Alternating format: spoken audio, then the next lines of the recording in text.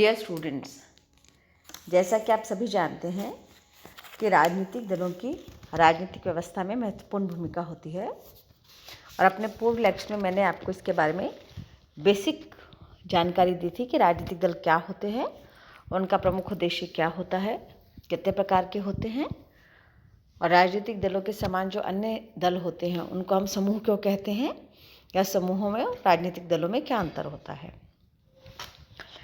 वस्तुतः आज हम चर्चा कर रहे हैं कि लोकतांत्रिक व्यवस्था में राजनीतिक दलों की क्या भूमिका होती है। इसको हम 3 तरीके से समझ सकते हैं। पहला है वो पक्ष जिसमें मैंने लिखा है लोकमत का निर्माण। ये पक्ष वो है, ये देखिए, जो जनता से राजनीतिक दलों का क्या संबंध है उसको स्पष्ट करता है। जनता और राजनीतिक दलों के मध्य का संबंध पहले पॉइंट में स्पष्ट होता है। दूसरा पॉइंट मैंने लिखा है सरकार, जिसमें ऊपर लिखा है चुनावों का संचालन। ये पॉइंट ये स्पष्ट करता है कि राजनीतिक दल सरकार बनाने में, उस पर नियंत्रण रखने में, उसको सीमित रखने में किस प्रकार अपनी भूमिकाओं का निर्वाह करते हैं और किस प्रकार पूरी निर्वाचन प्रक्रिया में राजनीतिक दल महत्वपूर्ण होते हैं। और जो तीसरा पक्ष है वो है कि जब सरकार का निर्माण हो जाता है तो सरकार और प्रशासन के मध्य किस प्रकार वो कड़ी का काम करते हैं, किस प्रकार प्रशासन में अपनी भूमिका निभाते हैं और सरकार के कार्य संचालन में अपना प्रत्यक्ष अप्रत्यक्ष योगदान देते हैं। तो जनता, सरकार और सरकार और प्रशासन, ये 3 पक्ष हैं जो राजनीतिक दलों के संदर्भ में हम समझ सकते हैं।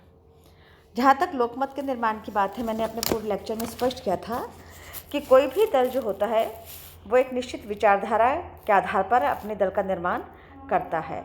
तो ये दल अपनी विचारधाराओं के आधार पर राजनीतिक दल के माध्यम से समस्याओं को सुनते हैं, उनका समाधान प्रस्तुत करते हैं ताकि लोगों में एक विशेष प्रकार की राजनीतिक समझ उत्पन्न हो सके और हर सार्वजनिक समस्या पर अपना दृष्टिकोण रखने के कारण जनता इनकी जो रणनीति है, इनकी जो तकनीक है, इनका जो लक्ष्य है उसके बारे में स्पष्ट हो सकती है। और यहीं पे चूँकि अलग अलग दल किसी भी समस्या के या किसी भी विषय पर अपना मत रखते हैं तो इससे दलों की अलग अलग भूमिका भी स्पष्ट होती है। जब लोकमत का निर्माण होता है, कैसे होता है, किसी भी पक्ष पर अगर दल द्वारा कोई भी मत अभिव्यक्त किया जाता है, अपनी राय रखी जाती है, अपने वैचारिक दृष्टिकोण को स्पष्ट किया जाता है तो जनता का पक्ष और विपक्ष में मत बनता है।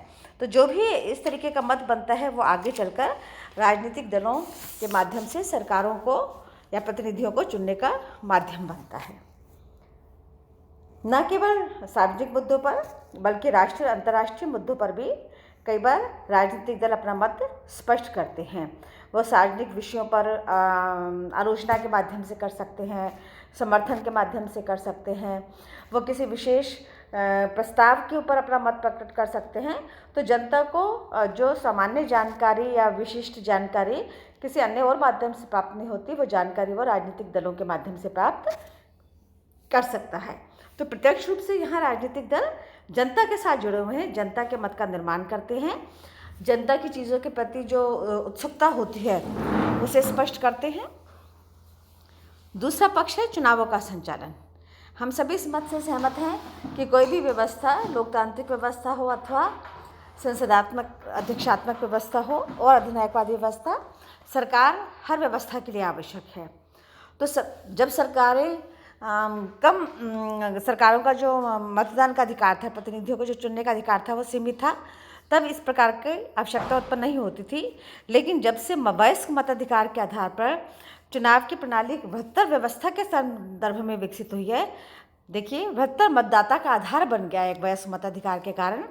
तो इस चुनाव के संचालनों के द्वारा कैसे जो भी प्रतिनिधि खड़ा होना चाहता है वो दल के माध्यम से खड़े हो सकता है। दल अपने पसंदीदा या विशेष जो प्रतिनिधि होते हैं जिनका कोई सशक्त आधार होता है उनको टिकट देता है।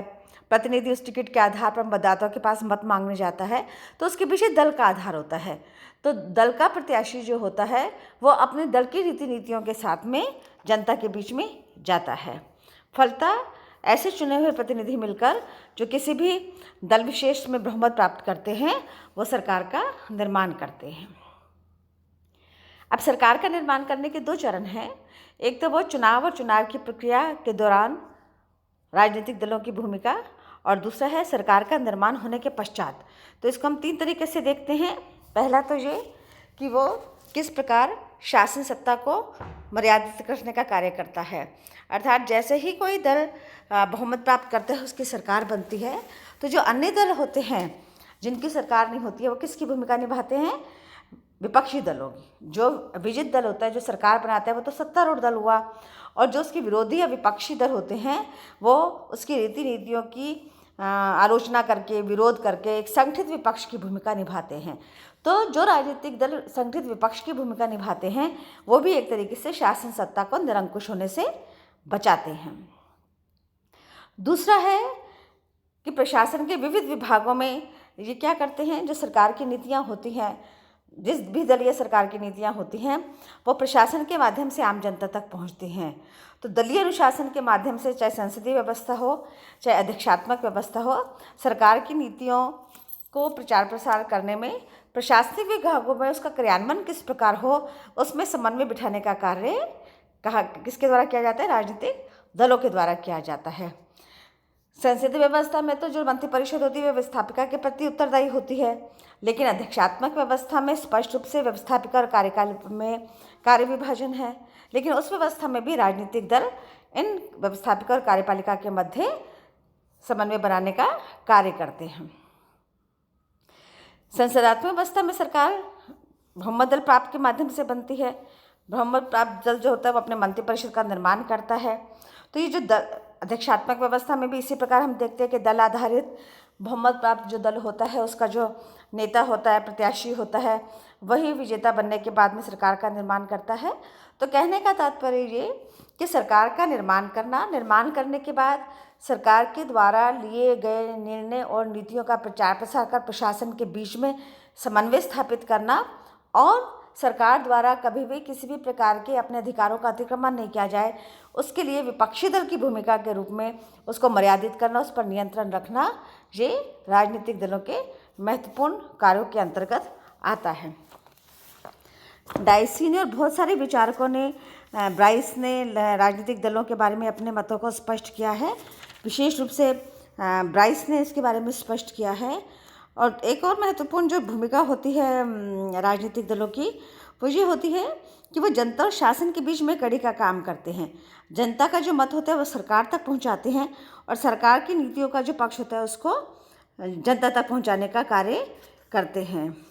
इसलिए प्रोफेसर मेरियम ने अपनी पुस्तक अमेरिकन पार्टी सिस्टम में लिखा भी है कि राजनीतिक दलों का कार्य अधिकारिक वर्ग का चुनाव करना, लोक नीति का निर्धारण करना, सरकार को चलाना और उसकी आलोचना करना, राजनीतिक शिक्षण और व्यक्ति एवं सरकार के बीच मध्यस्थता का कार्य करना है।